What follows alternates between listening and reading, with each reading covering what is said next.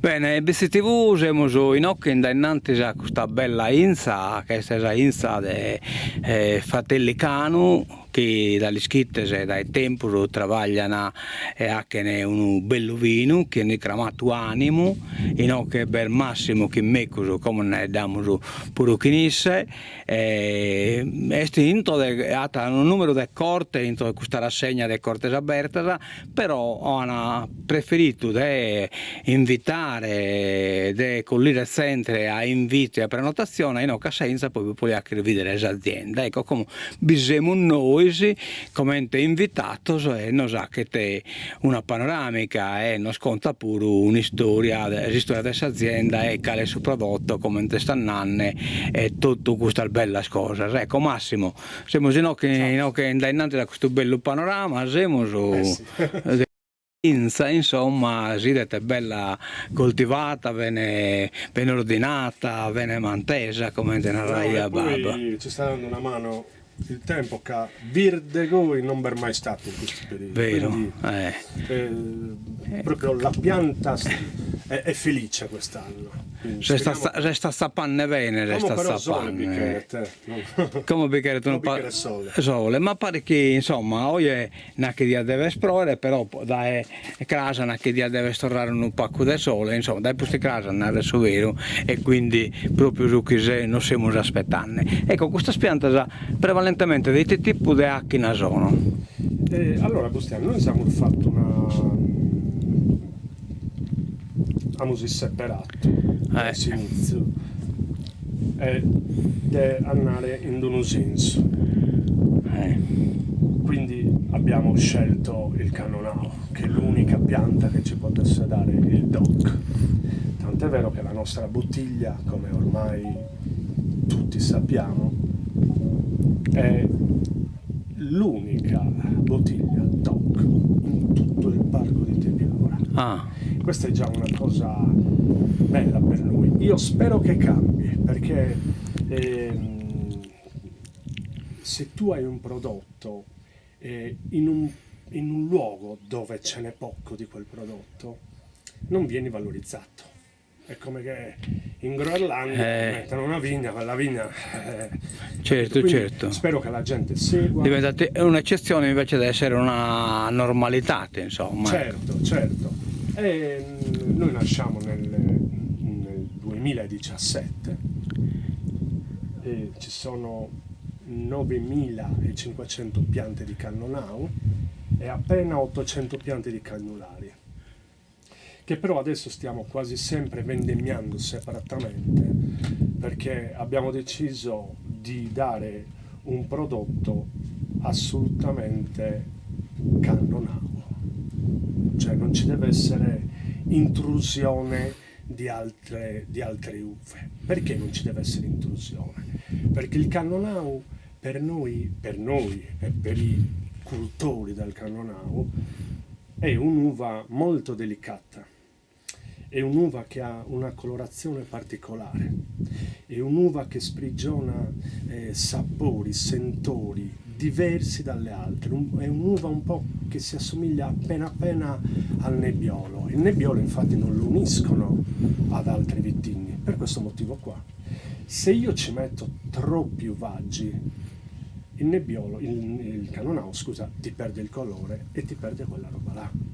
Però basta prodotti che che si ottengono in mischianne, che non è 70% di... Assolutamente, uno può fare tutto quello che vuole. Anche noi il primo anno abbiamo fatto 90% cannonau e 10% cannulari, perché quell'anno ha prodotto molto di più la pianta del cannulari piuttosto che le altre. Ci siamo trovati quasi costretti a prendere quella decisione là. Ma uno può fare anche 70, 20, 10, solo che non avrebbe il DOC. Ecco, quindi battono un DOC è legato puro. Assolutamente, tu devi stare nel 90% per avere il DOC. Ecco. E quindi noi abbiamo preso questa decisione qua. E poi diamo un cannonau, a parte che in purezza, un cannonau d'annata. Perché vogliamo dare un cannonau d'annata? Intanto non facciamo magazzino, perché il cannonau d'annata è predisposto per essere venduto nell'immediato e piace, sempre per lo stesso motivo, per l'eleganza, per quella freschezza, per quella morbidezza che riesci a raggiungere nell'immediato. E per assurdo noi, quando tu fai il vino, quando tu finisci il ciclo della vinificazione, diciamo, quando tu lo finisci a maggio e sei pronto più o meno per imbottigliare, il vino conserva ancora il sapore dell'uva. Ci sono vini, io ho tanti amici viticoltori che producono vini di grande qualità, però loro stessi mi dicono non abbiamo più quel prodotto di 10 anni fa, perché ormai stiamo facendo magazzino e stiamo portando a vendere i vini di 3 anni. Poi ci sono altre possibilità. Noi utilizziamo la tecnica della criomacerazione, che comunque ci permette con temperature molto basse di far partire la fermentazione in maniera graduale. Ah, ecco. Lo possiamo fare con dei macchinari particolari, abbiamo investito noi Ecco, su nei questo, macchinari. sì. Abbiamo anche tentato la via delle barricche, sinceramente. Ah, ecco. Però- Ponere in cuppa prima dell'imbottigliamento. Sì, prima acciaio, E poi cuppa. poi legno, però ci rendevamo conto, perché comunque noi andiamo per feedback, per sensazioni della gente, che il piacere di questo che dicevo della sensazione del vino era solo per un 10% tentennavano e dicevano forse preferisco il barrique. Perché? Perché il barrique è così tanto forte sul vino, non su qualsiasi vino, soprattutto sul Cannonau, per quello che ti dicevo, per la delicatezza. Ben fluo in metta, insomma. Sì, perché il Cannonau, essendo Lo molto caratterizza a delicato, metta. lui gli nasconde il troppo tannino, gli nasconde gli altri Altro valore, sì, gli insomma. altri valori. È un po' come mettere il parmigiano sul gambero. Ci sta bene, perché comunque ci sta bene, però comunque gli nascondi il sapore, che è molto leggero quello del Cannonau. Se fosse stato un altro tipo di uvaggio, probabilmente l'avremmo fatto, ma con un altro tipo di uvaggio. Su Cannonau invece. Per esempio, Bustia, che in Bizzi Zausaiata su Pascale Cagliari. Tu vai e non pone su Pascale Cagliari intro di una botte, intro di una cuppa. Lo deve fare. Ma perché lo fai? Perché Pascale Cagliari non ha sapori, cioè non ha. Pascale Cagliari veniva utilizzata per la quantità, perché prima uno cercava di avere più vino possibile. Se tu vai a controllare le nostre piante vengono selezionate il numero dei grappoli che si presenta su ogni pianta. Questa è tutta allevata a Guyot, quella è tutta allevata a cordone speronato. Quella allevata a Guyot ha quasi tutta lo stesso numero di grappoli. Questo vuol dire andare a vedere pianta per pianta ogni anno il numero dei grappoli che tu ci vuoi mettere. E questo la che potatura? Questo lo facciamo con la potatura. Il Guyot è un impegno molto più importante, perché tu vai a creare praticamente la coltivazione della tua uva ogni anno su un nuovo tralcio. Quindi tu selezioni il tralcio che andrà a frutto, mentre invece nel cordone speronato, che è tutta quella parte là, che sono filari da 250 metri, tutta quella parte là è a cordone speronato, e il cordone, se vuoi ti posso anche far vedere, il cordone rimane sempre lo stesso, per anni e anni e anni e anni. Noi abbiamo una fortuna che non ha paragoni nel campo dell'agricoltura, che questa brezza che tu senti. Questa roba qua c'è sempre. Quindi questa vigna non ha neanche bisogno di fitofarmaci, Calva, sempre la reatta. perché è certo che qualcosa gliela devi dare, però un conto è dargli un antimuffa, un conto è dargli un po' di azoto, un conto è dargli rame, un conto invece è agire 10, 15, 20, qualcuno agisce anche 30 volte, un po' stressando anche la pianta, capito? Troppo macchina le stressata. Beh certo, se tu dai la medicina a giugno, a luglio, ad agosto, stressi la pianta. Perché comunque va, perdonami questo termine, quasi digerita dalla pianta. Questa pianta qua ha sofferto per 2 anni moltissimo la ventilazione troppo esagerata. Che venta abbia neanche te. Però la pianta, dicono, anch'io sto imparando, noi stiamo imparando con pianta. E questa cosa che ci dicevano gli antichi, l'abbiamo riscontrata, che la vite è un po' come l'uomo, piano piano si adatta un po' a tutto. Ecco. E ha capito anche con le sue forme, con le sue forme. Resta adattata a suo vento. Si è adattata proprio al vento. E noi ormai, prima facevamo dei lavori di legatura particolari, ormai invece lei come cresce, si lega da sola. Resiste de sé. Devi Devi intervenire, perché purtroppo questa cosa qua, da sola non ce la farà mai la pianta. Però diciamo che è una pianta veramente intelligente. Non lo so se il papavero, se la rosa, se il finocchio fanno la stessa cosa. La vite questa roba la fa.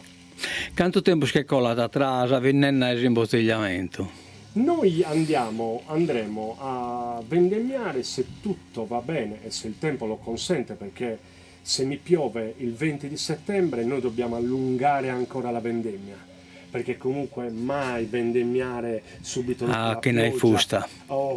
Ma non solo che ne hai fusta, mai vendemmiare neanche 5 giorni dopo, devi aspettare sempre quei 10 giorni in modo tale che l'acqua venga proprio espulsa, ok?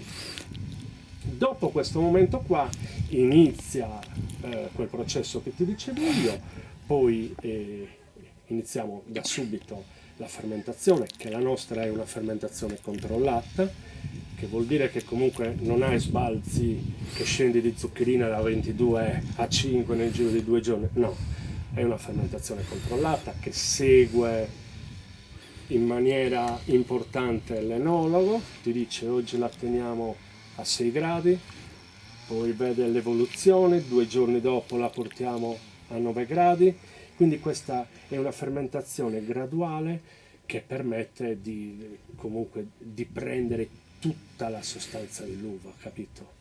E dopo questo momento, diciamo che a distanza di 20 giorni noi facciamo il primo travaso. E scoppare, insomma, come te ne l'hai attanno. Certo, no, a Reione, bustia. Biasa,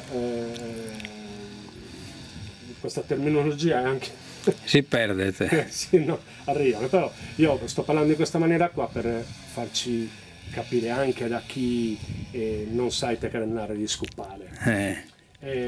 Dopo più o meno altri 2 mesi noi facciamo un secondo travaso, poi interviene l'enologo che fa la filtrazione più importante del vino. La filtrazione importante permette di eliminare ogni impurezza.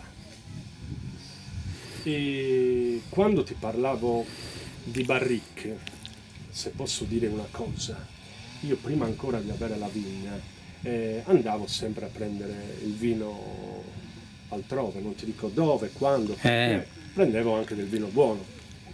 Mi davano del vino, il mio paese preferito iniziava con O. Io andavo lì, prendevo questo vino e me lo davano da botti in rovere di 1000 litri. Adesso io voglio farti una domanda. Come fai tu a pulire perfettamente? Una coppa di millilitri. Ma una vina sono una... Che quando il vino va qua dentro, sì. allora o tu sei uno che sei programmato per il legno, programmato come azienda, e cambi tutti gli anni le botti, perché già al secondo anno hai perso l'80% del tannino, quindi già non ti servono più. Poi ti ritrovi batteri, sporcizia, tutto quello che non va, e quindi praticamente Ineliminabile. ineliminabili. E loro facevano cose che io ancora non capivo, loro facevano di questo un vanto, veramente ognuno cerca di andare il suo, no? Di vantare il proprio. E mi dicevano, questa botte ha 30 anni. 30. Cioè ha 30 anni. Ha 30 anni di vino dentro, quindi ha 30 anni di tutto quello che ci siamo detti. Bene, entriamo su un pacca intro per vedere. Accomodarvi se volete. No, ma potevamo registrare con voi, non avevamo neanche visto. Prego, Yeah. Allora, quindi no, che Ases praticamente architestotti, insomma, no? Sì, noi abbiamo questa cantina è strutturata e chiaramente è stata autorizzata per la lavorazione del vino che avviene qua.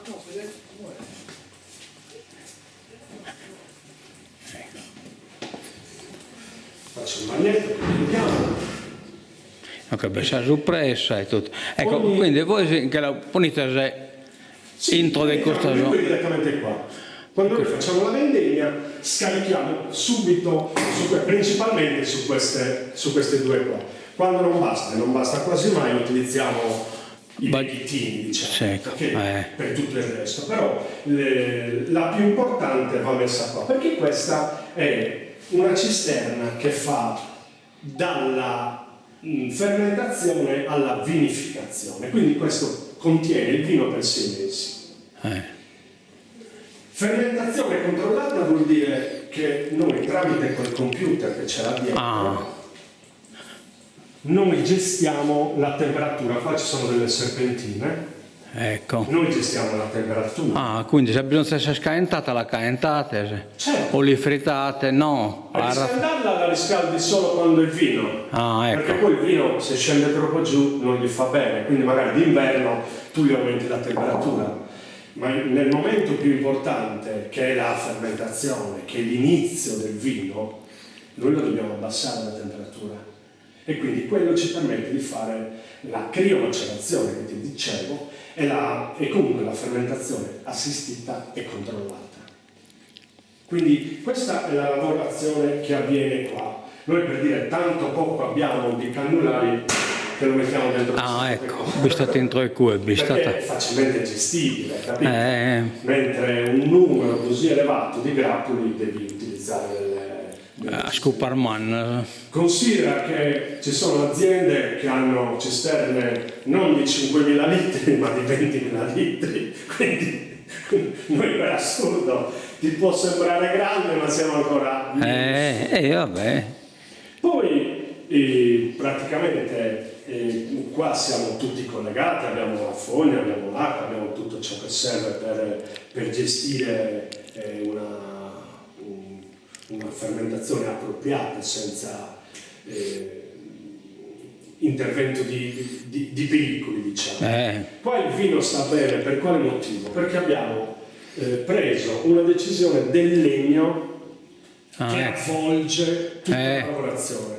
Questi, che tu sei un ingegnere, puoi capire di che cosa sono fatti, sono travi di 16 centimetri. A livello energetico diciamo che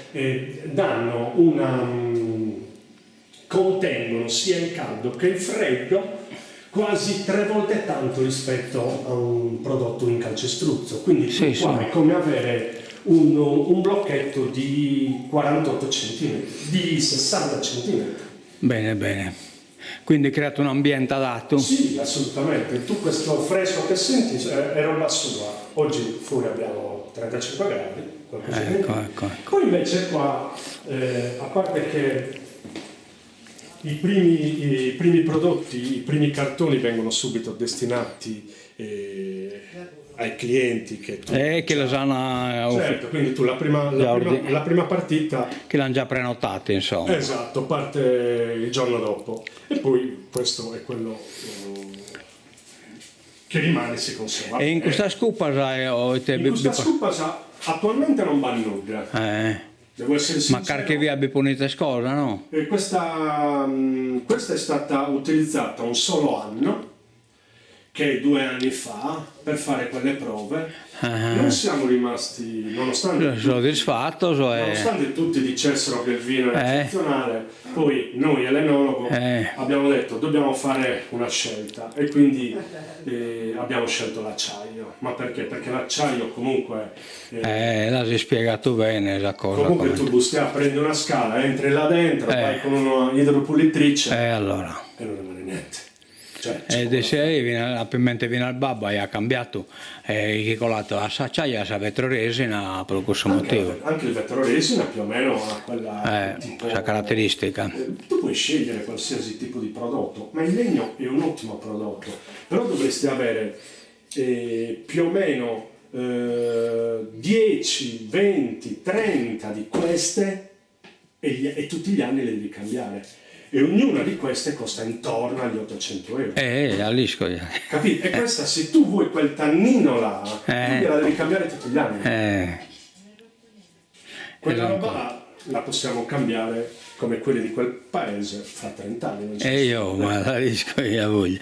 Ma sta superficie libera su vino in cui cioè a superficie libera su vino o in senso che se non è spreno, se steglio, la superficie resta libera? No, allora no che Donzuna ha una camera d'aria. Quindi quella bello, commente abbassata. Senti consumato, commente abbassata.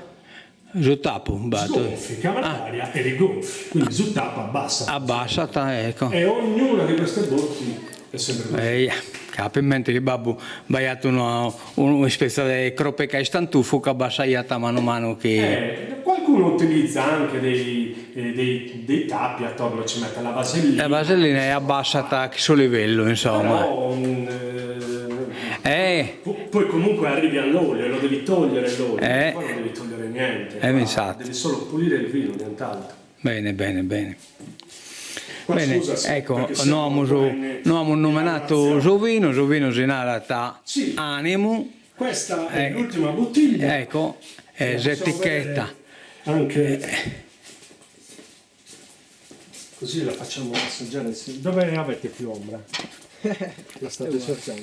Ecco, Giovino Animo. Ecco, questo nome ne dai te derivata. Animo oro la produzione. Lo scorso anno è nato come Animo. Ecco. Che era l'unica parola che rappresentava un po' il coraggio, la forza. Perché comunque anche a Bittibus abbiamo avuto delle difficoltà tali che uno si dovesse arrendere. Neanche noi ci siamo arresi a questa vigna dopo l'alluvione, aveva scavi dappertutto, sono stati distrutte centinaia di pezzi di rete di recinzione.